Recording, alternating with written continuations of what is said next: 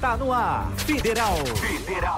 Rádio Instituto Federal. Informação, cultura e entretenimento à sua disposição no smartphone, computador ou tablet.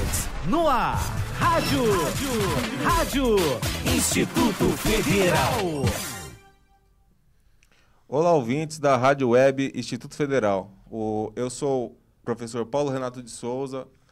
Estou atualmente no campus, aqui no campus Suzano como coordenador de pesquisa, e estamos aqui para uma edição especial de férias com o professor convidado do Instituto Federal de Brasília, professor Dr. Robson Caldas de Oliveira, e também com o pesquisador Dr. Fernando Castro Mota de Oliveira. Obrigado pelo convite, Paulo. Agradeço o convite também. Bom dia. Hoje nós falaremos um pouco sobre como se relaciona o ensino, a pesquisa e a extensão. Então, eu gostaria inicialmente de que os nossos convidados fizessem uma breve apresentação sobre o que eles fazem, no que eles são formados e das atividades que estão relacionadas com esse tema de hoje. Bem, pessoal, bom dia a todos. Obrigado aí a todos os ouvintes, né, por oportunizarem aí essa entrevista. Bem, meu nome é Robson, eu sou professor do Instituto Federal de Brasília e sou assessor técnico do Núcleo Estruturante de Políticas de Inovação da Rede Federal na CETEC-MEC, né? Trabalho no Instituto de Brasília, né, como docente de Química e com temas de pesquisa relacionados à parte de meio ambiente, educação ambiental, bem como a parte de biorremediação, com a qual a gente tem mantido uma relação bem próxima aqui com os professores de Suzano. No MEC, minha atuação é no Núcleo Estruturante de Política de Inovação, como o próprio nome diz, de fomentar a cultura de inovação na rede federal, no caso lá nós trabalhamos em 3 vertentes, né? Uma de relacionamento com o setor produtivo, aproximando os professores, os servidores, os alunos dos institutos, né, na produção de extensão tecnológica, de pesquisa aplicada em atendimento às demandas do setor produtivo no entorno dos campi. E também trabalhamos com a parte de inovação, né, em educação profissional, né, com algumas capacitações, inclusive com alguns parceiros internacionais, né.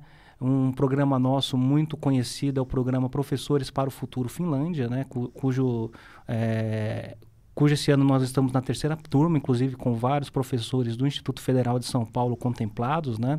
O Paulo, inclusive, dessa vez ele tentou... eu não fui contemplado. Sim, mas no próximo, creio que ele possa ser contemplado. Foi um projeto bem legal, ele chegou a comentar comigo. Também trabalhamos em 2 chamadas bem legais com o CNPq, sempre nessa pegada de atendimento às instituições do setor público ou privado que tenham demandas, né, por pesquisa aplicada e por extensão tecnológica, que foi as chamadas 94 de 2013 e 17 de 2014, né?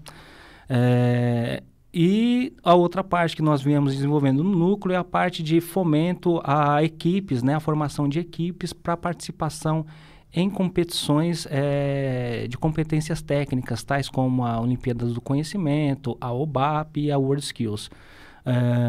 Aqui, especificamente, eu vim a Suzano para conhecer aqui o campus, né? Já tenho algum relacionamento aqui com o professor Paulo, por conta de algumas propostas para biorremediação de pesqueiros na represa Billings, e com o Dr. Fernando, né, que foi o mediador aí desse encontro, né? Nós estudamos juntos na Unesp, e o Fernando estudou junto com o Paulo na USP, né? E viabilizou esse encontro aí, e a gente pretende ajudar aqui no desenvolvimento do Instituto de Suzano e das comunidades que são atendidas por ele. Obrigado de novo, Paulo. De nada. Agora, por favor, o Fernando. Bom dia, pessoal. Eu sou pesquisador, participo de alguns projetos na Unesp, né? Eu sou bolsista de alguns projetos na área de remediação ambiental, na parte de inspeção de água subterrânea, né? Trabalhei bastante tempo em empresas que prestavam serviço para consultorias ambientais na área de gerenciamento de áreas contaminadas, né? A gente fazia o monitoramento da água subterrânea, né? Contaminação de postos de gasolina, refinarias, né? Onde tinha contaminação ambiental por conta de vazamentos de produtos químicos, né? Trabalhei bastante tempo na parte de instrumentação para estar desenvolvendo sensores, né? Para o monitoramento de contaminação ambiental de águas, principalmente subterrâneas, mas superficiais também, né? Eu moro na região do Grande ABC, né? E lá, em conversa com o subprefeito do bairro da região do Riacho Grande, ele havia me informado que, assim, a prefeitura de São Bernardo está fazendo um projeto com os pesqueiros da região, que, assim, os pesqueiros, eles são atividades que são desenvolvidas por pessoas da região, né, como um entretenimento no bairro, né, porque, assim, a região dos bairros que fazem parte da Mata Atlântica, ela é uma região de proteção ambiental, então tem toda uma dificuldade de crescimento do bairro, né? Porque se o bairro cresce, né, gera problemas ambientais, né? O esgoto, né? Às vezes não é feito a ligação correta nas redes, então acaba caindo na represa, né? Que ali é uma grande preocupação, né? Porque a represa Billings, ela abastece uma boa parte da região de São Paulo e Grande São Paulo.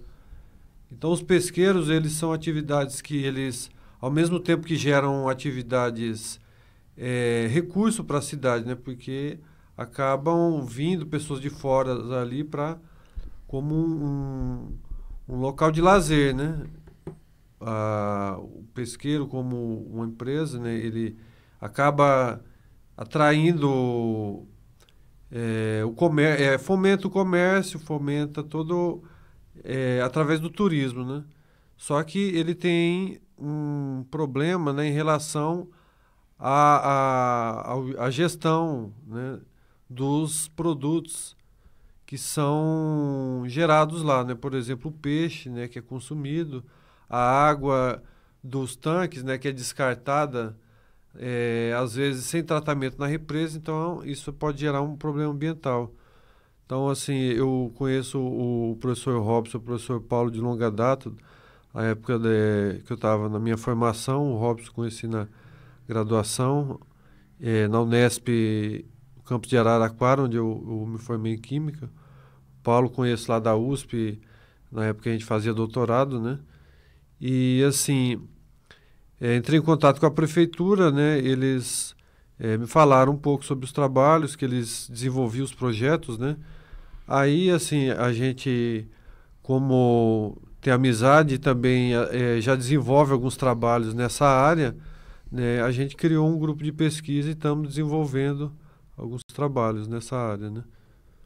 Na região. Inclusive, um desses projetos foram submetidos para alguns editais, sendo do CNPq Universal deste ano e um edital do Instituto Federal de São Paulo também, o edital 226. E esse edital 226 nós fomos contemplados ali com o auxílio de o Bolsa Pesquisador, para material de consumo e para material de capital, que é o que vai ajudar ali ou impulsionar as nossas atividades de pesquisa nesse primeiro momento, né? E a partir daí vai se renovando os projetos e a gente vai sempre tentar buscar um auxílio, não só com as agências de fomento, como também as prefeituras e as empresas da região, né? Isso é interessante estar destacando. Sim.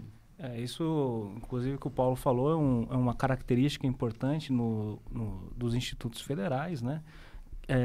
Que, diferentemente da universidade, é óbvio que a universidade também faz o que o Instituto faz na parte de pesquisa aplicada, mas focada na pesquisa de base.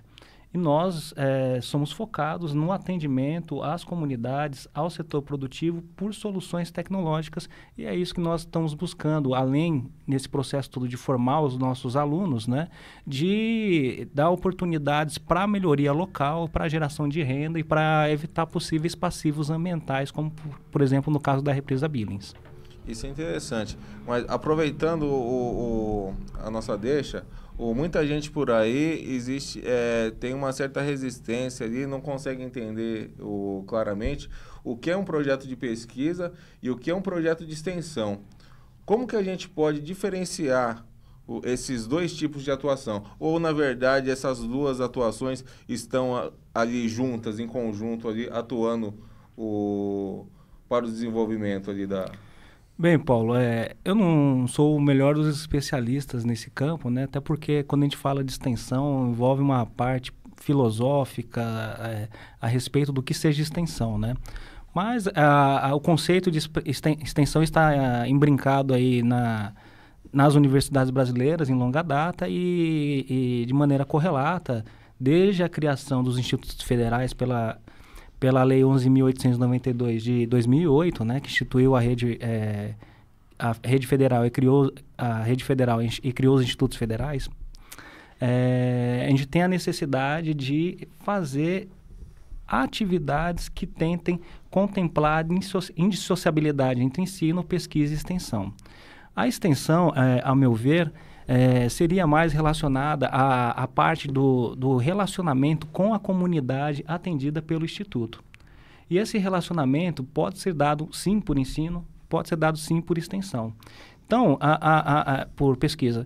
Então, a extensão abarca desde atividades de, por exemplo, eventos para a comunidade, como a parte de prospecção de oportunidades de pesquisa mesmo, como cursos além daqueles que o campus já oferta, então de cursos como oficinas, como aulas demonstrativas, visitas técnicas, atendimento ao produtor regional, consultoria a esse produtor, tudo isso de uma forma ou de outra pode ser entendido também como extensão. Né? As atividades culturais que são ofertadas no espaço do Instituto, na comunidade, as intervenções que os professores, os alunos do Instituto fazem na comunidade, a divulgação científica. Então, aí são algumas atividades que nós poderíamos classificar como extensão. Né? O limiar entre uma e outra é uma linha muito tênue. Né? Creio que pela própria característica do Instituto, pela sua lei de criação, tudo tem que caminhar mais ou menos juntos. Então, todos esses projetos que nós temos trabalhado, inclusive esse aqui de São Paulo, a gente vem tentando articular atividades não somente de pesquisa, mas também de extensão e de ensino no meio. Né? É sempre desejável, né? Porque se espera legalmente que o Instituto faça esse papel. Né? E a gente na CETEC vem trabalhando no sentido pedagógico mesmo, de ajudar a que o professor se aproprie disso para que ele possa fazer seu trabalho de forma mais adequada. Ótimo. E junto com esses projetos de pesquisa e extensão, eles conseguem ali, eles têm uma importância na formação ali do aluno? Sim, tem uma importância muito grande, né? A vivência somente no ambiente de sala de aula não dá uma perspectiva como é que eu poderia dizer? Da contextualização da situação daquele profissional enquanto profissional com a comunidade, né? Então ele tem que estar a par dos problemas da comunidade, eles têm que estar a par dos tipos ele tem que propor soluções para esses problemas, e isso aí ele não vai fazer somente dentro das quatro paredes da escola, né? Ele tem que sair da escola. E a comunidade tem que se apropriar da escola também. E isso pode ser intermediado por ações de extensão. Então, todo esse tipo de atividade é enriquecedor para o aluno, né? Não somente como profissional, mas também como cidadão, né? Como cidadão e acaba ajudando, né? Até desculpa falar meio... é o meu papel como professor, né? Como diria Paulo Freire, né? Em busca da emancipação do sujeito mesmo, né? De ele ser um sujeito crítico, né? Que não fique somente limitado por aquilo que ele aprende dentro da escola, que ele possa intervir na comunidade a partir do aprendido na escola. E acaba tornando um aluno um profissional mais consciente, né? Sim. Consciente e atuante ali perante a sociedade. Né? Atuante e preparado melhor preparado para as adversidades, inclusive, que ele vai encontrar no mercado de trabalho, né? Isso aí, sem dúvida, todas essas atividades que o Instituto possibilita para o aluno são muito salutares na formação deles como indivíduo, como ser humano, inclusive. E diz uma coisa, os professores hoje, não só do Instituto Federal, como das universidades, das escolas estaduais, municipais, elas estão preparadas hoje para desenvolver esse trabalho com os alunos? Ótima pergunta, viu, Paulo? Bem, a rigor, a nossa formação nos cursos de licenciatura, que seriam as pontes aí para a parte da educação, né? Mesmo nós de áreas duras, né? Como a química, né? É um pouco deficiente nesse aspecto, né? Além disso, quando nós entramos na educação profissional e tecnológica, nós, na nossa formação, não somos preparados para atuar nessa modalidade de ensino. Então, muitas vezes, os próprios processos seletivos refletem o profissional que é selecionado. A gente, no geral, nossa rede tem um pequeno período de existência, né? Foi a partir de 2008 que houve a grande expansão. E nisso foi contratado muito pessoal como docente e como técnico administrativo. Um caso específico dos professores que vão atuar na linha de frente aí, né, na sala de aula, esses professores, boa parte muito jovem, boa parte muito bem formada, com mestrado, com doutorado, mas sem competência, sem habilidades para atuar na modalidade de ensino profissional e tecnológico, né? Então, muitos também não têm experiência no setor privado, né? Então, você forma alunos para o setor privado, mas sem a experiência adequada naquele setor. Então, para melhorar esse quadro, foi feito um trabalho aí, com a ajuda do nosso núcleo e de outras diretorias da CETEC, de capacitações, de iniciativas, para que aproximasse esse professor desses conhecimentos necessários para formar esses alunos da educação profissional. Seja em ações para aproximar do setor produtivo, então fazendo, por exemplo, desenhando currículos mais aproximados às demandas do mercado, seja na aproximação com as comunidades no entorno do Instituto, né? Quais eram as necessidades sociais, culturais dessas comunidades, e seja também na parte de inovação educacional, né? Esse curso da Finlândia é um próprio exemplo disso, né? Onde os professores são capacitados, né? No modelo finlandês de ensino, né? Que não preciso falar muita coisa, né? Um dos países que é referência, inclusive no PISA, né? Então, eles vão aprender novas metodologias educacionais. Algumas delas são abordadas aqui no Brasil, né? Só que não são disseminadas de forma que a maioria do corpo docente tome conhecimento, né? Por exemplo, como as metodologias pedagógicas são centradas no estudante, né? Não no professor. O ensino baseado em problemas, o ensino baseado em projetos, o empreendedorismo dentro da grade curricular, o fomento que os estudantes tenham atividades empreendedoras, né? Que eles possam sair dali formados já com uma visão de abrir um negócio ou de elaborar um produto inovador, né? Então, são algumas perspectivas diferentes que a gente não somos preparados na nossa formação, né? E com o trabalho de formiguinha, a gente vem fazendo uma parte de indução dos institutos a partir dessas atividades, e vários institutos já estão tomando iniciativas próprias nesse sentido, né? Então, o trabalho ainda tem que ganhar uma escala maior, mas já está dando alguns resultados bem positivos. Aqui no Instituto de São Paulo mesmo, temos vários professores que passaram por esse programa, que já melhoraram de alguma forma o seu fazer pedagógico, que multiplicaram esses conhecimentos nos campos, que formaram grupos de ensino com os demais colegas, enfim. Eu acho que são atividades, são ações que são necessárias, inclusive, para a melhoria da nossa atuação docente, né? Quanto à parte do relacionamento do setor produtivo, a gente trabalha, queira ou não queira, né? A gente trabalha para formar pessoas para atuar nas empresas, para atuar no setor de serviços, na indústria, enfim. Então, a gente tem que ter um relacionamento com o setor produtivo para saber qual é o perfil profissional que a gente quer formar. Além disso, todas essas empresas dos diversos setores, elas precisam de soluções para os seus problemas e que muitas vezes elas ficam receosas de procurar uma universidade, né? Justamente para a universidade primar pela pesquisa de base. Então, os institutos federais, eles vêm somar tudo isso e vêm ocupar uma área estratégica de desenvolvimento do país. As chamadas que nós fizemos, por exemplo, em 2013 e 2014, boa parte das linhas de pesquisa eram a partir de parcerias com instituições demandantes, que inclusive aportavam recursos nos projetos. Então, elas participavam ativamente das soluções a serem encontradas para os seus problemas, né?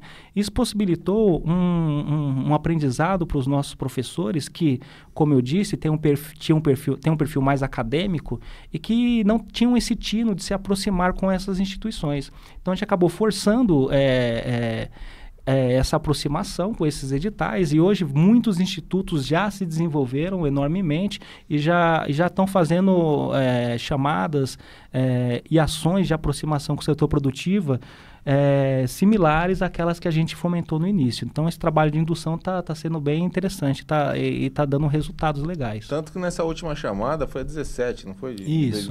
2015, não foi? 2014. 2015, infelizmente, em função da situação do país, houve um contingenciamento e não teve um... A gente está com ela aprovada, está com ela formatada, perdão, e a gente está buscando aí, e a nova secretaria, a despeito da situação política, não vou entrar no mérito, né? A despeito disso, ela está bem alinhada com as atividades de inovação, e é bem provável que tenhamos surpresas esse ano com o lançamento dessas chamadas, tão esperadas pela rede federal. Boa notícia. Nessa chamada 17 de 2014, aqui o Campus Suzano, ela enviou diversos trabalhos e nós fomos contemplados aqui com 5 projetos envolvendo a comunidade aqui, as indústrias que entraram como parceiras ali. Isso acabou acarretando ali um grande auxílio para o desenvolvimento de vários segmentos que até então tinha algumas limitações. Eu fico feliz de ouvir isso, viu, Paulo? Sim. Não tinha esse conhecimento. Foram. E eu espero que nas próximas aí tenha algum projeto meu, pelo menos, né? Opa! Nas outras não tiveram, Estaremos aí para contribuir com o grupo, inclusive. Claro. Ô, Fernando, diz uma coisa. Como que esse desenvolvimento de trabalhos de pesquisas, assim, podem desenvolver podem melhorar ali o desenvolvimento regional ali da comunidade? Então, eu queria complementar um pouco o que o Robson falou a respeito da extensão universitária, que, assim, essa parceria que eu vejo da universidade com o setor produtivo, né, ele tem a ver com as demandas do setor produtivo, com as demandas do mercado, só que também a gente tem as demandas da sociedade, né, que às vezes entram em conflito com as demandas do mercado. Então, por exemplo, assim, esse projeto que a gente tem desenvolvido, né, a gente tem tentado fazer parcerias com órgãos públicos, porque a gente percebe, né, que assim, a sociedade, às vezes, ela tem certos problemas estruturais, né, problemas sociais, que às vezes você depende de um organismo desvinculado, por exemplo, uma ONG, uma organização social, né? Ou assim a própria mobilização das pessoas, né? Então a universidade, dentro da extensão universitária, ela pode suprir esse papel de estar fornecendo, né, um conhecimento ali que é desenvolvido dentro da universidade, que ele vai ser útil, né, para suprir os problemas que a sociedade tem ali. Então, acho que assim, a ligação da extensão universitária com as outras atividades que são desenvolvidas na universidade, por exemplo, o ensino e a pesquisa, ela se integra, né? Porque a gente vê que a pesquisa acaba sendo, né, tendo aplicação direta, né, nos problemas, as demandas da sociedade, né? E o ensino na questão que a gente vê que extrapola a sala de aula, né? Porque o aluno como cidadão, ele vai estar convivendo na sociedade tanto com a questão do ambiente, né, onde ele vive, onde ele vai frequentar, né, junto com, por exemplo, os problemas, as questões do setor produtivo, que é o mercado que ele poderia estar atuando como profissional, mas também tem essa questão da atuação na sociedade, né? Ainda mais essa área que a gente desenvolve esses trabalhos na área ambiental, uma área que, assim, a questão das demandas sociais, elas são bem maiores, né? Porque, assim, a gente tem um setor produtivo, geralmente ele polui o meio ambiente, ele gera mais danos, ele gera benefícios, né, em termos da capacidade de consumo das pessoas, mas ele também gera danos ambientais que assim, desde que as pessoas tenham noção disso, elas vão estar procurando soluções, né, através da integração, né, com a universidade, né, porque a universidade ela tem essa capacidade de estar agindo, né, tanto fazendo parcerias com o setor produtivo, né, através de desenvolvendo soluções para produtos, mas poderia estar auxiliando a sociedade também, não só desenvolvendo coisas de iniciativa própria, mas também como você cobrar, né, por exemplo, a participação do Estado em termos de vigilância, né, ou até está acionando alguma empresa que está causando algum dano ambiental, né? A ideia basicamente é o aluno adquirir o conhecimento ali por meio do ensino, produzir o conhecimento por trás da pesquisa e aplicar esse conhecimento adquirido, produzido na comunidade, né? Para estar ali desenvolvendo algum segmento, melhorando a qualidade de vida das pessoas ou até sanando algum problema industrial, por exemplo, né? Sim, eu acho que a grande questão é essa integração, né, de todos os participantes né, da sociedade, né, tanto o setor produtivo, o cidadão e o meio ambiente, que é onde as pessoas vivem, né? A gente tem, sabe que tem esses conflitos de interesse, mas no fundo todo mundo, todos os participantes, eles têm uma relação mútua que, desde que esteja em equilíbrio, né, ela vai gerar um desenvolvimento, né? Então, dentro disso que você falou, acho que seria mais ou menos isso, né? Aquele conhecimento. O aluno, ele dentro da sociedade, dentro do local onde ele tem os problemas, ele tendo esse desenvolvimento na universidade, ele vai ter como identificar os problemas, né? E vai também ter como, junto com a universidade, né, vai poder criar soluções, né?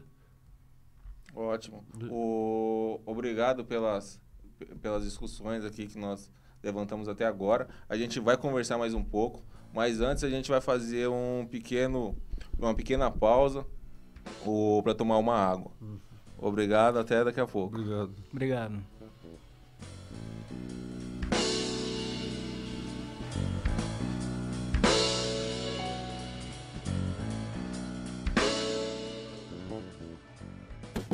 A água é um bem precioso, usado para cozinhar, para aguar as plantas, assim como para nos hidratar. Mas você sabia que esse líquido que a gente bebe todos os dias pode acabar? Por isso é preciso economizar a água que consumimos. Aí vão algumas dicas. No banheiro, feche a torneira enquanto escova os dentes ou faz a barba. E estipule um tempo aproximado de 5 minutos para o seu banho. Na cozinha, feche a torneira enquanto ensaboa a louça e só volte a abrir quando for para enxaguar. E na parte de fora da sua casa, use um balde para lavar o carro e a calçada. O uso de mangueira aumenta o desperdício de água. Faça a sua parte. Juntos podemos fazer um mundo melhor. Uma iniciativa do Instituto Federal de Educação, Ciência e Tecnologia do Rio Grande do Norte. A nossa água é um bem muito precioso. Pra não faltar, tem que usar com moderação. Lembre-se disso quando abrir o chuveiro e a torneira, moleque. Pense na água e no chorinho do chorão. Ô, chorão? Tá mandando chorinho agora, meu camarada? E aí, magrinho de firmão? Não, meu barato é rock and roll, você tá ligado, né? Esse chorinho aqui é pra dar um toque na galera, pra lidar com a água com respeito. É melhor usar com responsa agora do que ter que chorar depois, né? É isso aí. Então vamos economizar que é pra não faltar. É isso Mandou aí. bem. Sabesp, a vida tratada com respeito. Governo do Estado de São Paulo, trabalhando por você. Na última década, os transplantes de órgãos cresceram 84%. As cirurgias cresceram 619%. E os atendimentos de urgência cresceram 627%. As doações de sangue precisam acompanhar esse crescimento para atender a milhares de pessoas que dependem da sua solidariedade. Esse gesto está em suas mãos. Seja para quem for, seja um doador. Procure um hemocentro mais próximo. Eu tenho 15 anos. Meu prato preferido é lasanha. Beterraba? Nem pensar. Sou do signo de câncer, mas não acredito muito nessas coisas. Me amarro em música pop, sou apaixonada por livros e adoro dias de chuva. Prazer, eu sou a Bianca. Para doar sangue, você precisa conhecer a pessoa? Pronto, agora você já conhece a Bianca. Seja para quem for, seja doador. Procure o hemocentro mais próximo. De gota em gota, São Paulo economiza. A gente fechou as torneiras. Passou a tomar banhos mais rápidos. Deixou de lavar a calçada. Deixou de lavar o carro. Mudou antigos hábitos do dia a dia. Tudo para ajudar São Paulo a sair da crise hídrica. As chuvas voltaram e de gota em gota São Paulo economizou. Mas não é hora de parar. Continue fazendo a sua parte. Tudo que conquistamos juntos não pode ir por água abaixo. Este é o Pedro Pedestre. Todos os dias ele se desloca pela cidade a pé. Cidadão cuidadoso, respeita seu espaço e o dos outros. Pedro anda sempre pela calçada. Quando não tem, anda próximo ao meio-fio. Em um cruzamento com o semáforo, ele aguarda o sinal fechar para os veículos, espera eles pararem e atravessa sempre na faixa. Já no cruzamento sem semáforo, Pedro para na calçada e sinaliza a intenção de atravessar. Aguarda os veículos pararem, cruza e agradece. E assim, Pedro Pedestre leva sua vida com segurança, mostrando para os condutores que respeitar este gesto é garantir a vida no trânsito. Pedestre, gesto feito que merece respeito. Rádio Instituto Federal. Informação, cultura e entretenimento. Rádio Instituto Federal.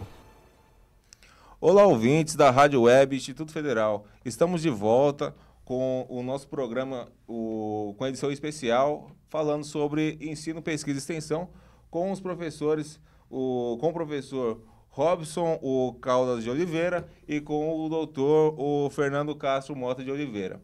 Então, continuando nossa conversa que nós estávamos falando, vamos falar um pouco agora de como consegue-se auxílio para desenvolver esses projetos. Nós sabemos hoje em dia que se a verba que é destinada aos institutos federais, nesse caso, propriamente dito nosso, consegue auxiliar em partes ali o desenvolvimento de alguns projetos, por exemplo, com projetos de iniciação científica. Tendo como exemplo aqui o Campo Suzano, hoje nós temos 9 projetos de instituição ou de iniciação científica com bolsas institucionais, né, providos ali do próprio Instituto Federal. além de outros alunos de iniciação científica contemplados ali com auxílio do CNPq e além de alguns trabalhos voluntários de alunos também aqui no campus. Só que, em certa parte, nós ficamos limitados ali em termos de equipamento, de materiais consumíveis para o desenvolvimento desses projetos. Como que a gente consegue obter esse auxílio com agências de fomentos, com o mundo produtivo, para estar desenvolvendo esses projetos de pesquisa? Robson, por favor. Bem, Paulo, antes de mais nada, né, antes do financiamento, o que é importante para que o professor e os alunos desenvolvam a pesquisa é o apoio institucional, né? Isso é muito importante. Se a instituição não dá o apoio à realização, mesmo com a captação de recursos, o trabalho pode ser dificultado e muitas vezes inviabilizado. Então, tanto o instituto quanto o campus tem que trabalhar em conjunto para que ele dê condições para que os pesquisadores atuem, né? Então, aí envolve questão de carga horária, envolve a questão dos laboratórios, dos equipamentos. É lógico, né, que existe um mundo ideal onde você tem acesso a tudo, né? E existe um mundo real onde a gente tem que correr atrás para conseguir os equipamentos, os insumos, enfim, as bolsas para os alunos e para os servidores. Bem, no caso, são algumas formas que o professor tem para fazer a captação de recursos, né? Nesse tempo de vacas magras, né, onde o país vem enfrentando algumas dificuldades e o contingenciamento de recursos, as agências de fomento, elas devem ainda estar no radar dos professores, né, para submissão de projetos, mas outras fontes também podem ser avaliadas. Então, nesse sentido, a conversa dos professores na prospecção de projetos junto a instituições públicas e privadas, né, a formalização ou não de parcerias, enfim, são fontes extras onde o professor pode captar recursos, além dos editais tradicionais que nós temos aí, sejam internos ou externos, né?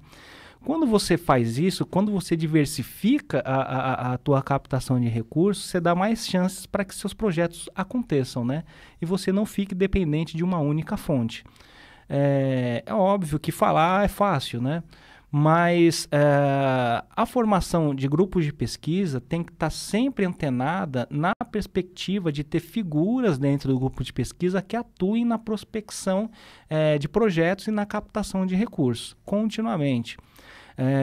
A fim de evitar a descontinuidade dos projetos e a frustração tanto dos parceiros quanto das pessoas envolvidas nas propostas, né?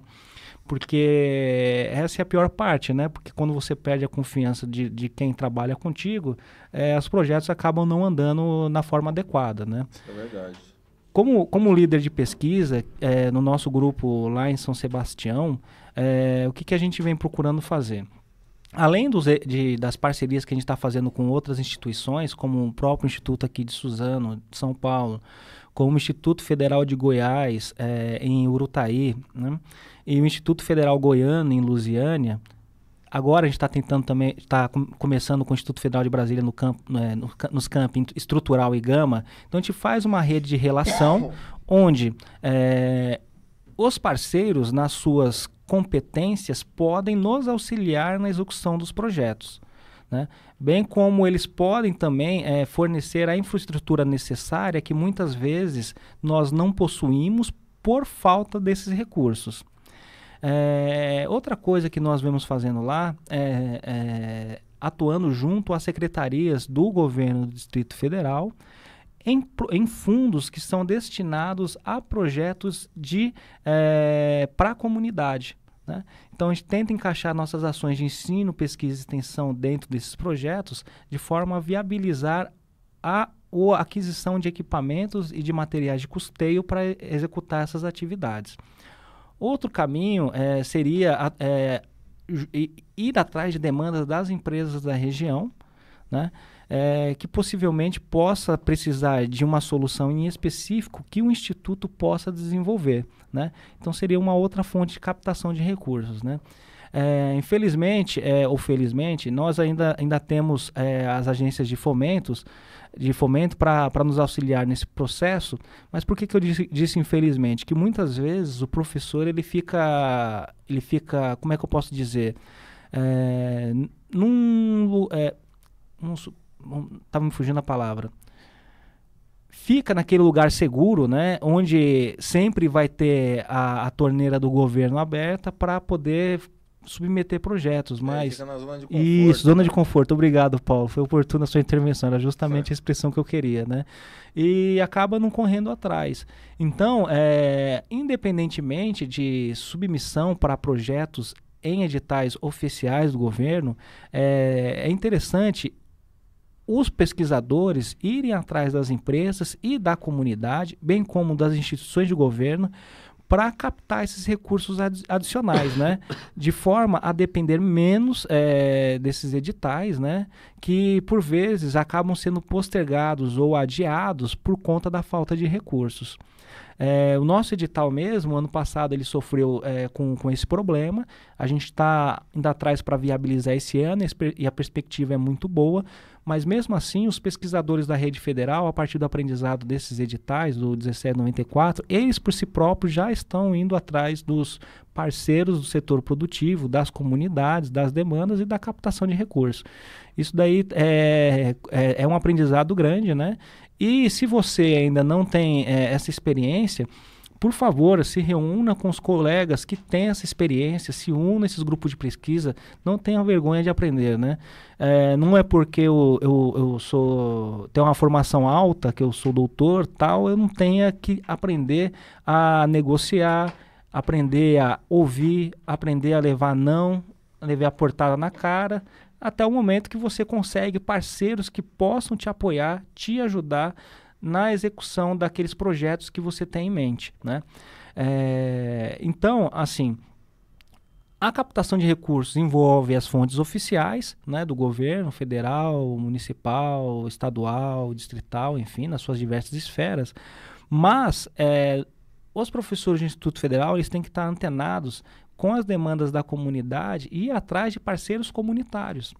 Eu dou um exemplo meu, lá em São Sebastião, no Distrito Federal, né, uma região administrativa, né, em que parceiros da comunidade que já estavam meio inseridos nas atividades do campus nos procuraram para propor iniciativas de agricultura urbana, de conservação do cerrado, de proteção às nascentes, de prevenção às arboviroses do Aedes aegypti, como a dengue, a chikungunya, né? Até porque a região lá foi a segunda do Distrito Federal onde teve maior incidência. Então, por conta dessas demandas, a gente se aproximou de órgãos de governo, a gente submeteu projetos a editais oficiais, a gente negociou com representantes parlamentares, com a administração regional, no caso que seria o similar à prefeitura aqui no estado de São Paulo, para conseguir a captação de recursos, e nós estamos sendo exitosos nesse sentido, né? Creio que esse tipo de proatividade, ela deve estar presente aí nos grupos de pesquisa, né?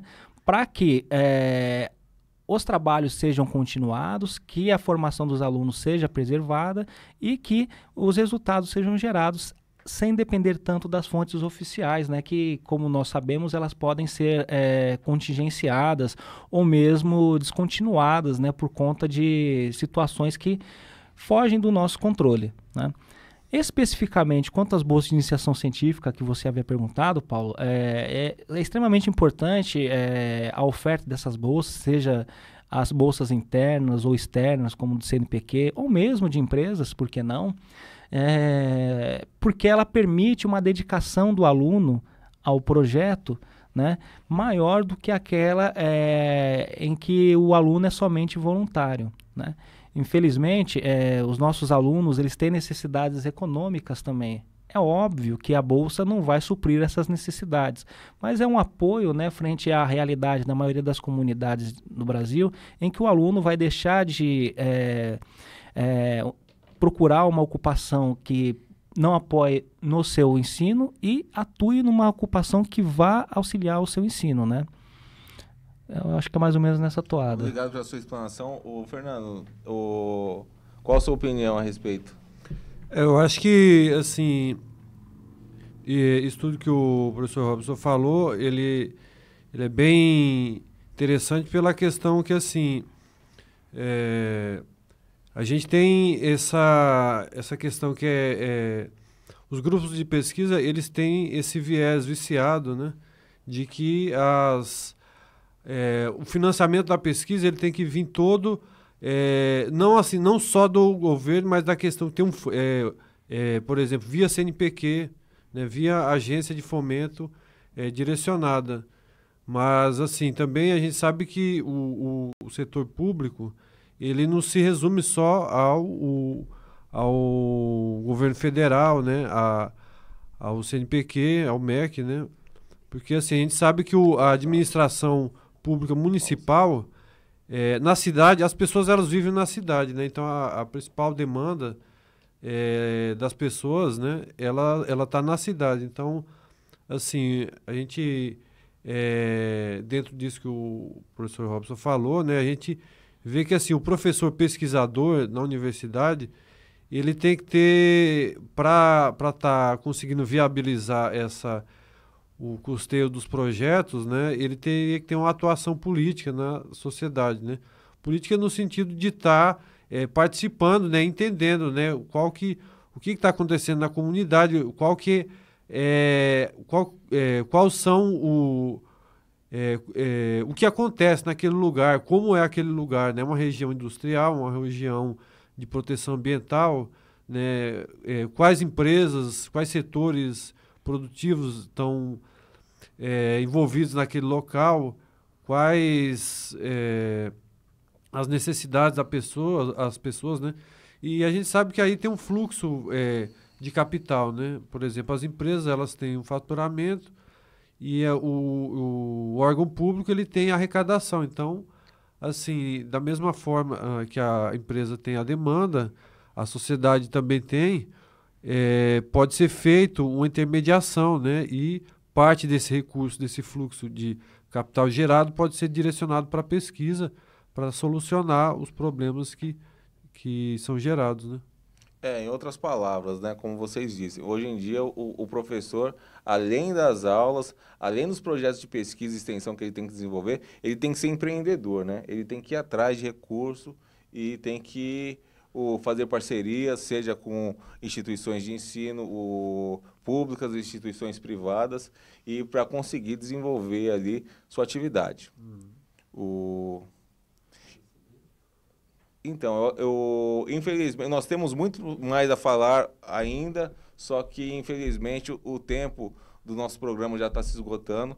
Então, eu quero agradecer aqui a visita do professor Robson, que veio do Instituto Federal de Brasília, conhecer aqui a nossa estrutura. Eu que agradeço, conte sempre conosco lá para apoiar os projetos. Ótimo. Eu agradeço também ao doutor Fernando por ter vindo aqui ao nosso campus e ter participado aqui do nosso programa. Eu que agradeço, estou à disposição para colaborar com os projetos aqui no que for possível. Então, obrigado, ouvintes. Até o próximo programa. Obrigado.